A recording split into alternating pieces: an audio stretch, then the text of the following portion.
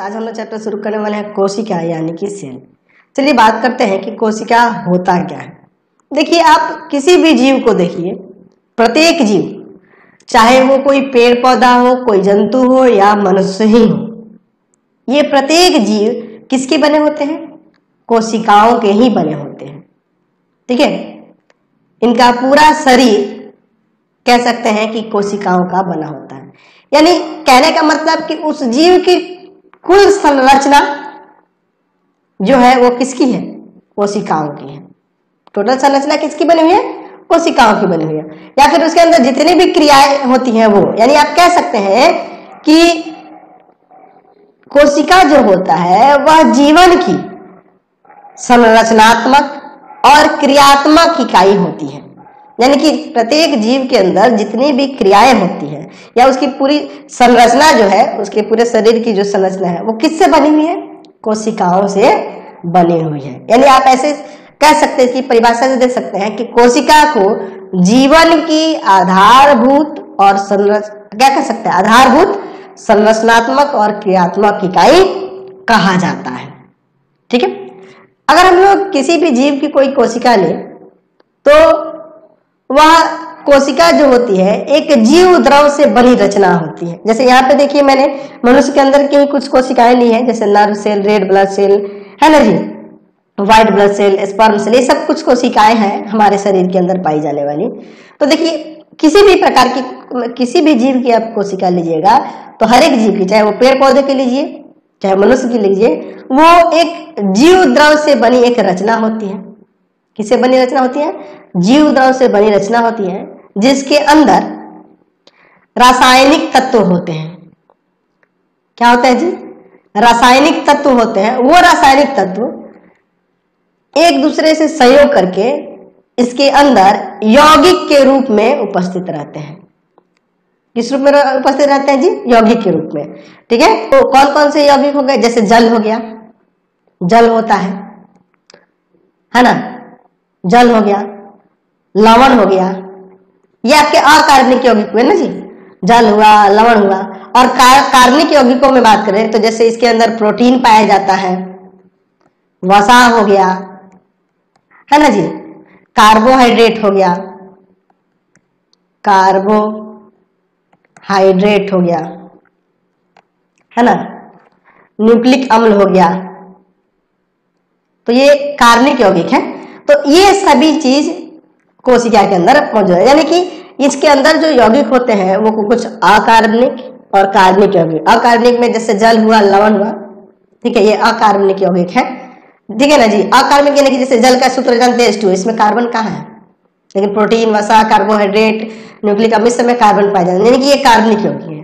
तो इसके अंदर कार्बनिक और अकार्बनिक यौगिक रहते हैं। ठीक है, यानी कि आपको यहां से ये पता चला कि कोशिका जो होता है जीवन की आधारभूत, संरचनात्मक और क्रियात्मक इकाई है। कोशिका जीव द्रव से बनी एक रचना होती है, जिसके अंदर रासायनिक तत्व संयोग करके, है ना, यौगिक के रूप में उपस्थित रहते हैं। इनमें से कुछ अकार्बनिक और कुछ कार्बनिक यौगिक होते हैं, जैसे मैंने जल, लवण, प्रोटीन, वसा, कार्बोहाइड्रेट, न्यूक्लिक अम्ल जैसे बताया। ठीक है, तो चलिए हम लोग इन सब चीजों को यहाँ पे थोड़ा लिख लेते हैं। लिख सकते हैं कि कोशिका को जीवन की आधारभूत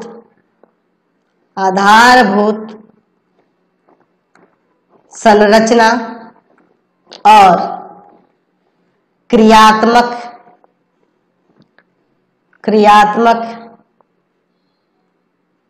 इकाई माना जाता है। ठीक है, कोशिका जीव द्रव्य से बनी एक रचना है, जीव द्रव से बनी एक रचना है, जिसमें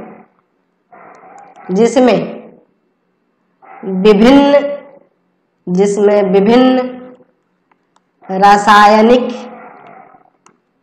तत्व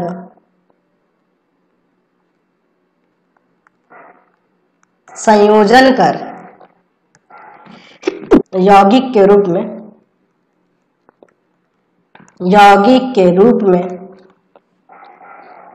उपस्थित रहते हैं, उपस्थित रहते हैं। जैसे इन यौगिकों में अगर हम लोग बात करें तो कुछ अकार्बनिक और कार्बनिक यौगिक होते हैं। तो जैसे अकार्बनिक यौगिक की बात करें तो अकार्बनिक यौगिक में हो जाएगा आपका लवण हो गया, जल हो गया। और कार्बनिक यौगिक में बात करें, कार्बनिक यौगिक में बात करें तो इसमें बहुत सारे हो जाएंगे। जैसे आपका प्रोटीन हुआ, मुख्य रूप से मैं बता दे रहा हूं, प्रोटीन, वसा हुआ, कार्बोहाइड्रेट हुआ, कार्बोहाइड्रेट हुआ, है ना, न्यूक्लिक अम्ल हुआ, ये सब हो जाएगा। देखिए अगर हम लोग इसके और रचना की बात करें तो जैसे अभी मैंने बताया कि कोशिका जीव द्रव से बनी एक रचना होती है, ठीक है। तो जीव द्रव जो होता है या जीव द्रव, इसके ऊपर एक पतली झिल्ली जैसी रचना होती है जिसे हम लोग प्लाज्मा झिल्ली कहते हैं, प्लाज्मा झिल्ली कहते हैं। इसके बारे में और हम लोग डिटेल में जानेंगे, पहले मैं इसको समझाने के लिए ऐसा बता रहा हूँ। ये प्लाज्मा झिल्ली जो होती है वो पारगम होती है, यानी कि इसके अंदर जो ये कार्बनिक और कार्बनिक पदार्थ आ जा सकते हैं, आसानी से पार कर सकते हैं, ठीक है। ये पारगम झिल्ली होती है इसके, है ना। और इसके अंदर एक केंद्रक होता है, ठीक है। इसके अंदर क्या होता है, केंद्रक होता है, ठीक है। तो यहां से हमें ये भी पता चल गया कि कोशिका जो होती है वो जीव द्रव की बनी होती है। जीव द्रव यानी कि प्रोटोप्लाज्म की बनी होती है। किसकी बनी होती है, प्रोटोप्लाज्म की बनी हुई रचना होती है। इसके बारे में और डिटेल में हम लोग बहुत ज्यादा पढ़ेंगे, ठीक है।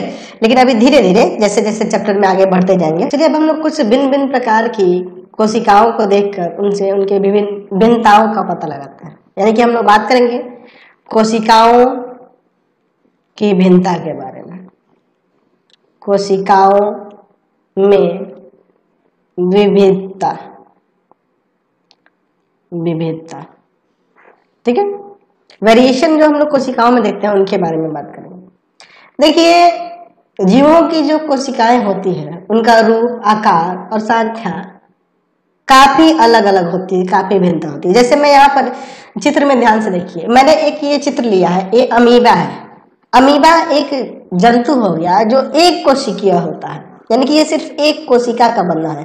तो एक कोशिका का जो बना होता है ना जी, उनको एक कोशिका कहते हैं। और जो एक से अधिक कोशिकाओं को बोलते हैं वो उनको बहुकोशिकीय कहते हैं। जैसे दो यहाँ बहुकोशिकीय जंतु, मैंने चूहा और एक हाथी लिया हुआ है, देखिए ये चूहा और हाथी। अब आप ऐसे ही अगर आसपास में भिन्न भिन्न प्रकार के जंतुओं को देखें, पेड़ पौधों को देखें, तो आपको देखने से पता लग जाता है। आप कहोगे आपको हाथी, चूहा या 10 प्रकार के मैं जानवर आपके सामने कर दूं तो आप आसानी से देख के बता पाते हो कि ये जानवर ये है, ये जानवर ये है ना। तो ऐसा क्यों, एक चूहा बहुत छोटा है, ये हाथी इतना बड़ा क्यों है, ठीक है। तो एक्चुअल में होता क्या है, सब कुछ किस पे निर्भर करता है, कोशिकाओं के, क्योंकि इनका पूरा शरीर कोशिकाओं का ही बना हुआ है। मैंने पहले ही बताया कि टोटल संरचना जो है किसी जीव की वो किसकी बनी हुई है, कोशिका की बनी हुई है। यानी कह सकते हैं यहाँ पे कि कोशिकाओं पर ही सब कुछ निर्भर करता है।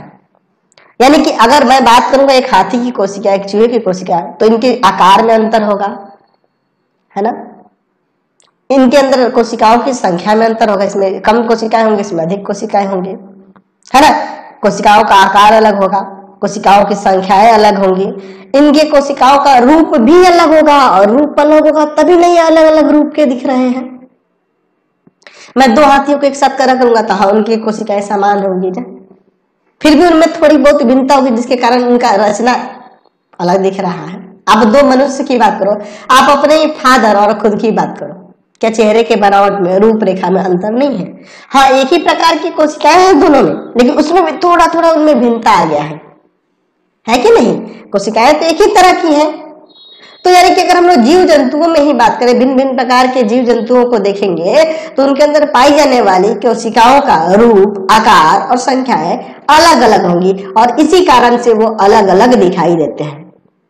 ठीक है, तो एक्चुअल में अगर हम लोग बात करें तो आकार की अगर बात करें तो जो कोशिकाएं होती हैं उनके आकार की बात करें तो सबसे जो छोटी कोशिका होती है उसका आकार 0.1 माइक्रोमीटर इतना, और अधिकतम बड़ी कोशिका की बात करें, ठीक है ना, तो सबसे बड़ी कोशिका जो होती है वो शुतुरमुर्ग का अंडा माना जाता है। एक शुतुरमुर्ग का आप अंडा देखिएगा बहुत बड़ा आकार का होता है, तो वो एक शुतुरमुर्ग का अंडा जो होता है वो एक ही कोशिका का बना होता है, वो सिर्फ एक कोशिका का बना होता है, यानी कि वो एक कोशिकीय होता है, वह सिर्फ एक कोशिका का बना होता है, यानी कि वो सबसे बड़ी आकार हो जाएगी। तो अगर कोशिकाओं के आकार की बात करें तो उनका व्यास जो होगा, व्यास लिया जाता है 1 माइक्रोमीटर से लेकर लगभग 10 माइक्रोमीटर तक लिया जाता है ना। उससे भी छोटे आकार के होते हैं, देखें 0.1 ये कर लो, 0.1 माइक्रोमीटर से 10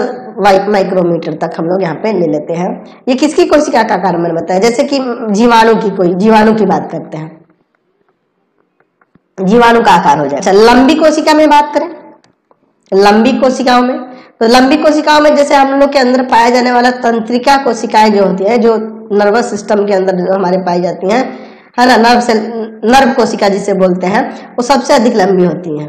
उनका आकार 1 मीटर तक भी होता है, ठीक है, उनका लंबाई 1 मीटर तक भी होता है। ये सबसे बड़ी कोशिका होती है, सबसे शरीर के अंदर, मनुष्य के शरीर के अंदर ये सबसे लंबी पाई जाने वाली कोशिका सबसे बड़ी कोशिका होती है। कौन सी कोशिका होती है जी, तो जिसे हम लोग तंत्रिका कोशिका, नर्व सेल कहते हैं, तंत्रिका कोशिका, ठीक है, समझ गए।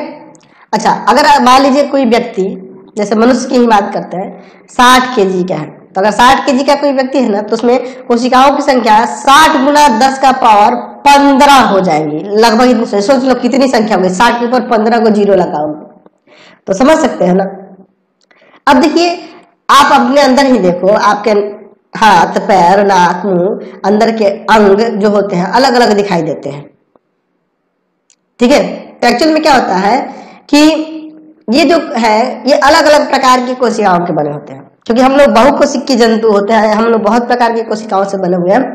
तो यानी हमारे अंदर पाए जाने वाले जो अंग होंगे वो भी अलग अलग प्रकार की कोशिकाएं होंगे, और उन सबका काम अलग अलग है, यानी इनमें श्रम विभाजन है, श्रम का विभाजन रहता है। यानी श्रम विभाजन होने का मतलब कि उनका डिवीजन कर दिया गया है कि उनका काम क्या क्या क्या है, सांस लेने के अलग अलग है, भोजन पाचन करने के लिए अलग है। ऐसे देखा जाए तो सबका श्रम विभाजित है, अलग अलग प्रकार से लोग काम कर सकते हैं, ठीक है। और उनके कार्य उस कोशिका के आकार और आकृति पर ही निर्भर करता है। कोशिका का आकार और आकृति उसके कार्य के अनुरूप ही निर्भर करता है कि कौन सा काम कौन सी कोशिकाएं कर रही है, तो उसी के अनुरूप उनका आकार भी और रूप भी निर्भर करता है, और उसी के कारण उस अंग का भी आकार वैसा दिखता है, ठीक है। एक्चुअल में होता क्या है, जो कोशिकाएं होती हैं वो एक ही प्रकार की जो कोशिकाएं होती हैं वो एक ही प्रकार की कोशिकाएं मिलकर उत्तक बनाती हैं, और ये बहुत सारे उत्तक जो एक ही कार्य को करते हैं वो मिलके अंग बनाते हैं। बहुत सारे एक प्रकार के अंग एक ही प्रकार के काम करने वाले अंग वो अंग तंत्र बनाते हैं, और जब ये बहुत सारे अंग तंत्र एक साथ मिलते हैं तब जाकर एक क्या बनता है, एक जीव का निर्माण होता है, एक जीव बनता है, ठीक है। यानी कि कोशिकाओं एक ही प्रकार की कोशिकाएं मिलकर उत्तक बनाती है, उत्तक जो एक ही प्रकार के कार्य करते हैं वो अंग बनाते हैं, एक ही कार्य को करने वाले सभी अंग मिलकर अंग तंत्र बनाते हैं, और बहुत सारे अंग तंत्र मिलकर एक जीव का निर्माण होता है। चलिए, तो हम लोग इसमें कुछ मुख्य बातें लिख लेते हैं। यहाँ पर हम लोग लिख सकते हैं यहाँ पे कि जीवों की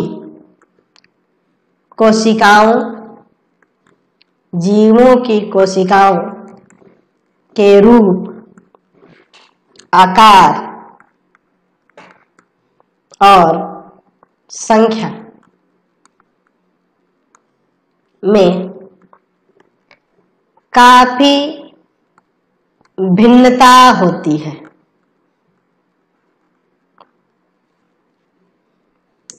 ठीक है।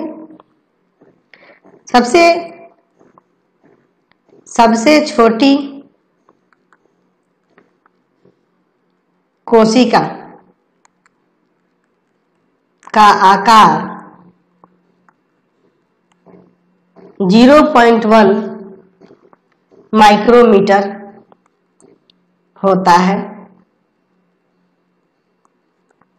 तथा सबसे बड़ी कोशिका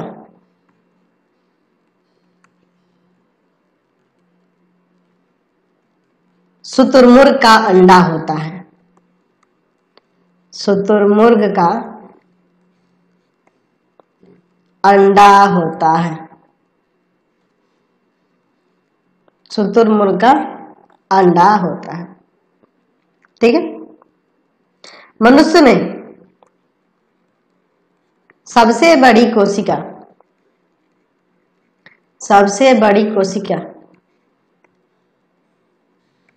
तंत्रिका कोशिका होती है। तंत्रिका कोशिका होती है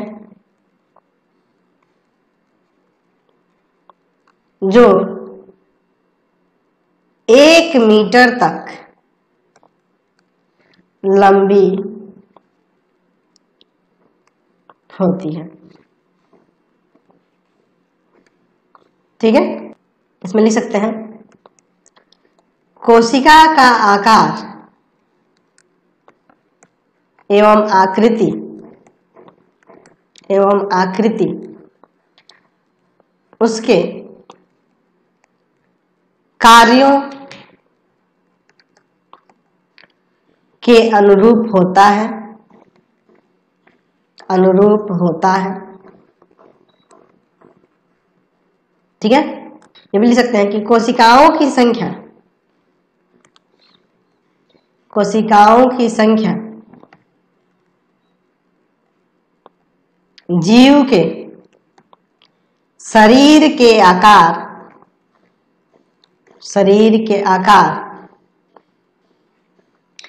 पर निर्भर करती है।